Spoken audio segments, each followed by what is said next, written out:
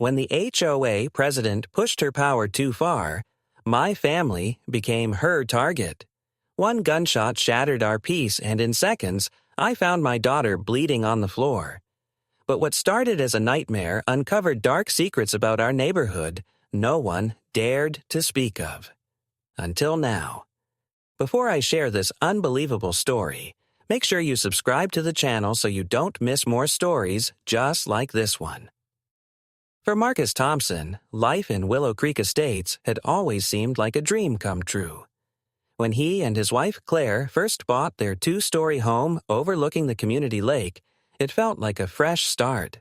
The streets were clean, children played outside until the streetlights flickered on, and neighbors greeted one another with warm smiles and waves. To Marcus, the neighborhood had a comforting rhythm, one that promised safety, order, and a bright future for his daughter Emily. For years, it was exactly that. Emily had learned to ride her first bike down the curved sidewalks of Maple Drive. She caught fireflies in the summer with her friends and helped her mother plant flowers in the spring. On Saturdays, Marcus would barbecue in the backyard while the smell of fresh-cut grass drifted through the neighborhood. It was the kind of life people dreamed of. But as the seasons changed, so did the atmosphere of Willow Creek. The Homeowners Association, which had once been a simple group ensuring the neighborhood stayed tidy, began to tighten its grip. Notices about lawn care were no longer friendly reminders. They were warnings, each letter typed in bold, threatening fines for even the smallest infractions. Parking disputes turned into official citations. Residents whispered about compliance and violations instead of neighborhood picnics. At the center of it all was Karen Blake, the HOA president. Karen was sharp-eyed, always patrolling the streets with a clipboard in hand. She caught everything. A trash bin left out an hour too long, a car tire an inch over the painted line, even children's chalk drawings smudging the perfect sidewalks. She had a knack for turning ordinary moments into battles for control. Marcus tried to stay out of her way. He told himself it wasn't worth the fight. But lately, Karen's obsession had begun targeting his family. She complained about Emily practicing piano, claiming the sound was disturbing the peace. She threatened fines for flower pots Claire placed on the porch, saying they were unsightly. Karen even measured the length of Marcus's lawn with a tape measure, accusing him of letting the grass grow beyond community standards. It was irritating, but Marcus still believed he could keep the peace by ignoring her. That illusion shattered on a warm Saturday evening. Marcus was in the garage, tinkering with some tools, while Claire cooked dinner. Emily was in the living room, her textbook spread across the coffee table, studying late for exams. It was the picture of a normal night. Then it happened. A sudden, deafening crack split the evening air. It was a sound Marcus had only ever heard on TV, but its sharpness was undeniable. A gunshot. For a split second, he froze, his mind refusing to believe what his ears had told him. Then came the scream. High-pitched, desperate, his daughter's voice. Marcus's heart slammed against his ribs as he dropped everything and sprinted inside. The sight that met him would forever be etched into his memory. Emily was sprawled on the floor near the window, her hands clutching her side, crimson staining her shirt. Her wide, tear-filled eyes met his as she whispered in a trembling voice, "Dad!" Marcus dropped to his knees, panic flooding every inch of him. But before he could even process the horror, his eyes darted to the window. And there she was, Karen Blake, standing on her porch across the way, a smoking handgun still in her hand. Marcus's knees hit the floor with a thud as his trembling hands pressed against Emily's wound.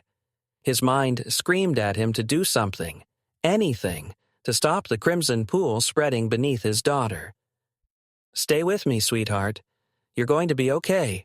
Dad's right here," he said, forcing calm into his voice, though his heart pounded like a drum in his chest. Claire burst into the room.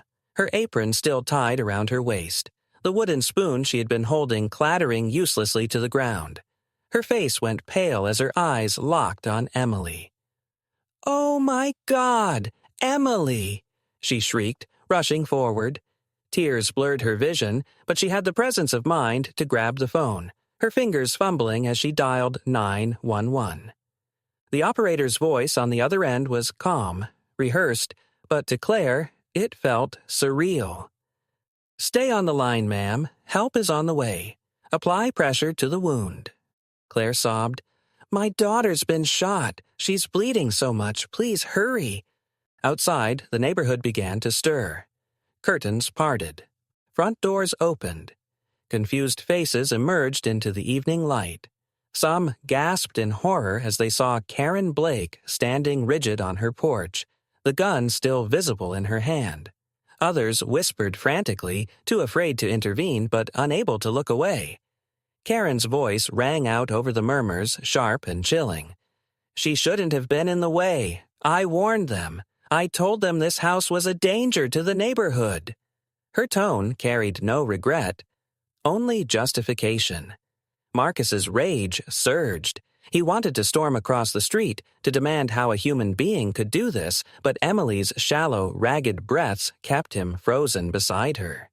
He clutched her hand, whispering, "Don't you leave me, Em. Don't you dare." Sirens pierced the night, growing louder by the second. Relief and terror mingled inside Marcus as flashing lights washed over the house.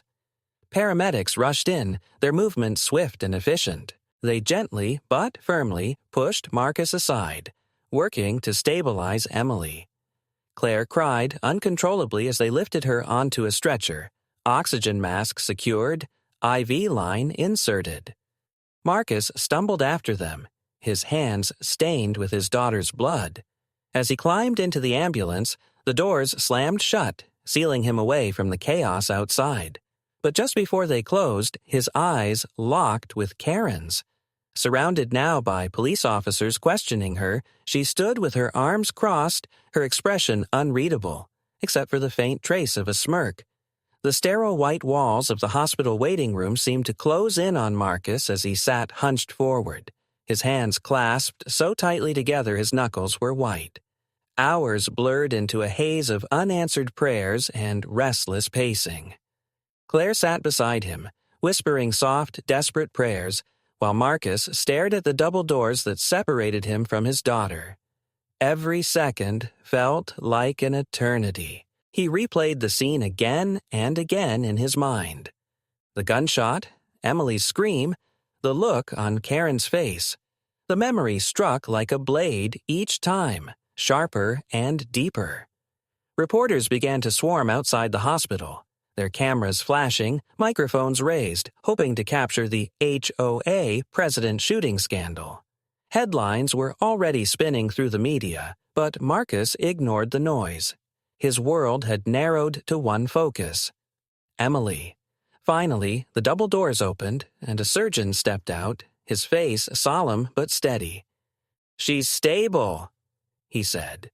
Relief surged through Marcus like a tidal wave, his knees nearly giving out. The bullet missed any vital organs, but she lost a significant amount of blood. She's strong, though. She'll pull through. When Marcus and Claire were finally allowed into Emily's room, she looked fragile, pale, with tubes and monitors surrounding her. Yet she managed a weak smile when she saw them. "Hi, Dad," she whispered. Marcus held her hand and fought to keep his tears from spilling. Later, as Claire stayed with Emily, Marcus stepped outside to clear his head. A detective approached him, notebook in hand. "Mr. Thompson, we need to talk about your history with Karen Blake." Marcus frowned. "History?" "She's just been difficult. But this, I never thought—" The detective cut him off. "Neighbors tell us she's had ongoing disputes with your family, complaints, confrontations, even threats. Did you know she filed multiple formal reports against you with the HOA? She called you a danger to community order." Marcus's stomach tightened. He remembered the endless petty notices, the confrontations about music, lawn care, even Emily's bike left on the sidewalk. But now it all felt connected, part of something more sinister. The detective's eyes were sharp. "We believe this wasn't a spur-of-the-moment act. We believe she planned this." Marcus clenched his fists. For the first time, he realized the truth. Karen Blake hadn't just been a nuisance. She had been building toward this moment all along. If you're still watching, it means this story has you hooked.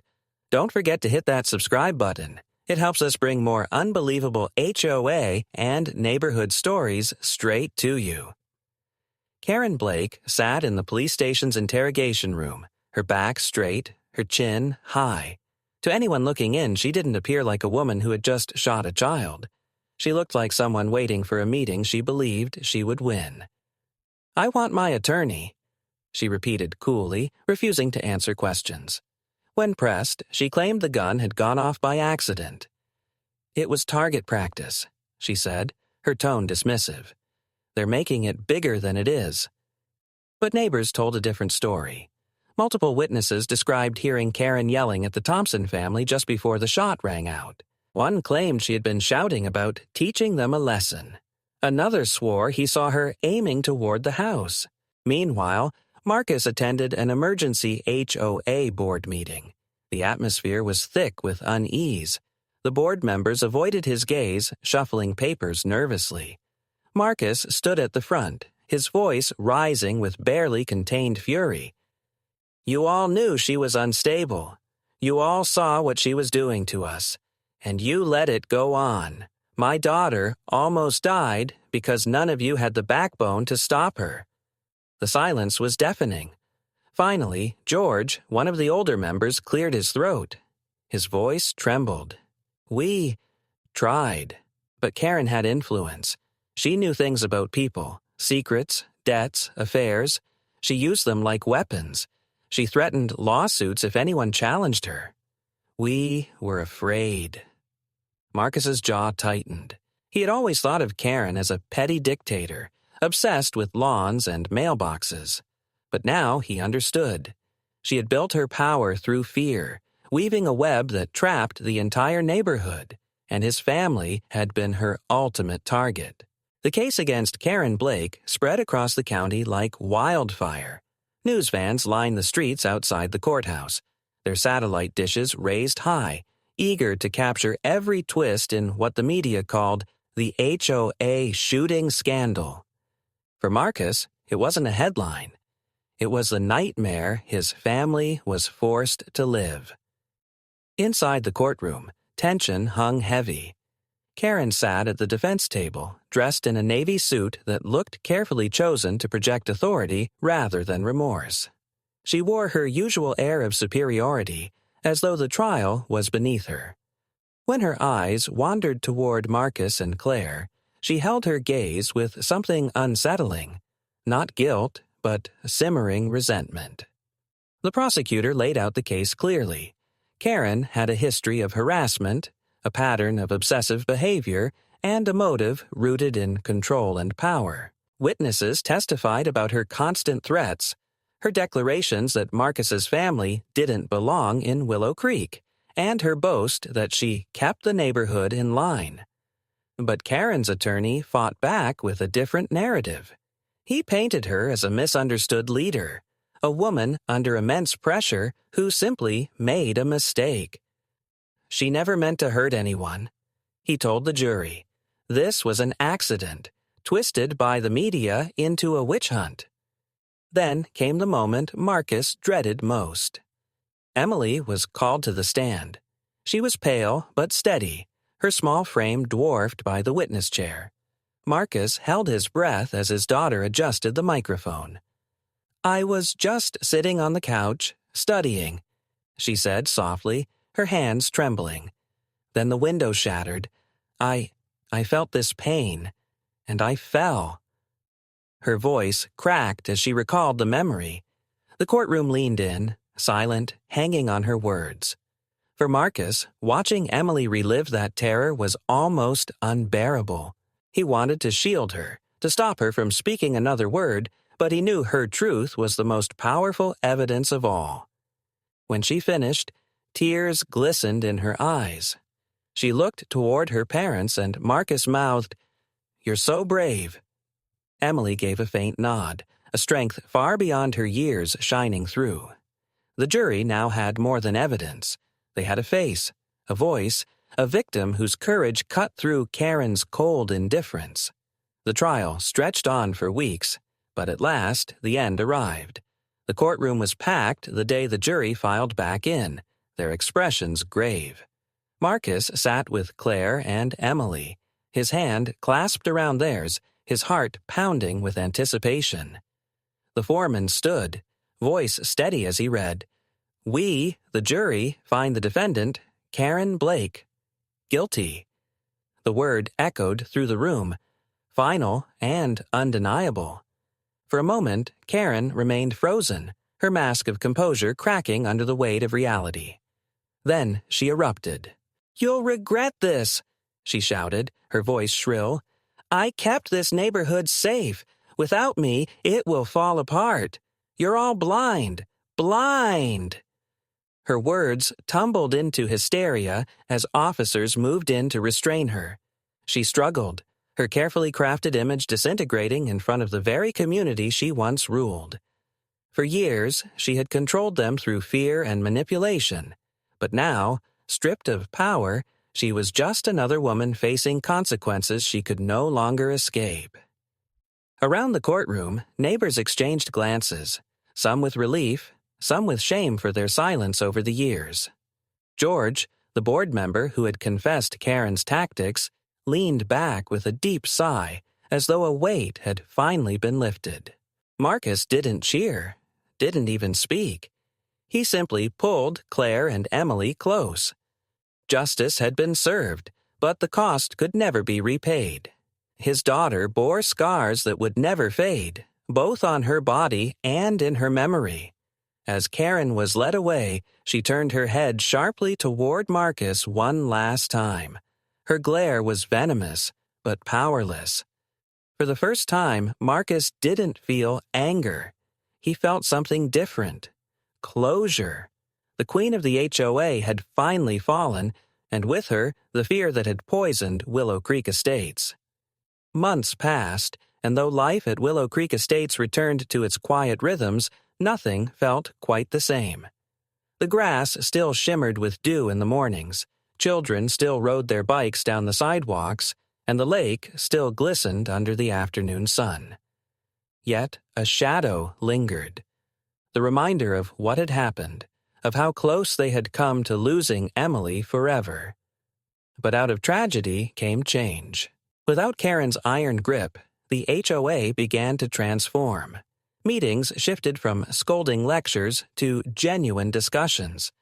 Rules were reviewed, unnecessary fines dismissed, and for the first time in years, neighbors felt free to decorate their porches, to laugh a little louder, to live without fear of being reported. One evening, Marcus stood on his porch as Emily played outside with her friends.